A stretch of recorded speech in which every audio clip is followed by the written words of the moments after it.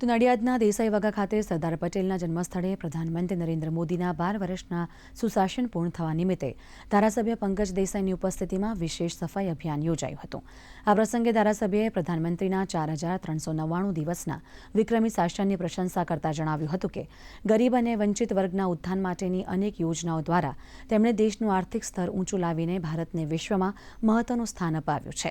કાર્યક્રમમાં mayor Manish Patel, deputy mayor Kalpesh Raval, standing કમિટીના chairman પરાગ બારોટ સહિત નગરપાલિકાના પદાધિકારીઓ અને ભાજપ સંગઠનના હોદ્દેદારોએ પ્રધાનમંત્રીની સિદ્ધિઓને બિરદાવી હતી। દેશમાં આવેલા વિકાસના નવા બદલાવ અને લોકોમાં જાગેલી વિકાસની આકાંક્ષા માટે ધારાસભ્યએ પ્રધાનમંત્રીનો આભાર વ્યક્ત કર્યો હતો।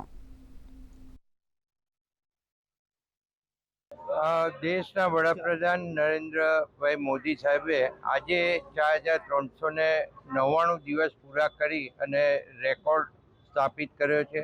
એટલે પ્રજાએ છૂટીને એમને 12 વર્ષ સુધી સુશાસન માટે જે આ સમય એમને આપ્યો ને એ દરમિયાન એમની જે કામગીરી રહી એ સફળતાપૂર્વક એમણે પાર પાડી। દેશ સમગ્ર વર્લ્ડની અંદર ખૂબ આગવું સ્થાન ધરાવતો દેશ થઈ ગયો। સાથે સાથે દેશની ઇકોનોમી આજે 3જા નંબર ઉપર આપણે પહોંચ્યા છે। તો આ બધી જ વાત નરેન્દ્રભાઈ મોદી સાહેબ વડાપ્રધાનશ્રી સાથે સંકળાયેલી છે।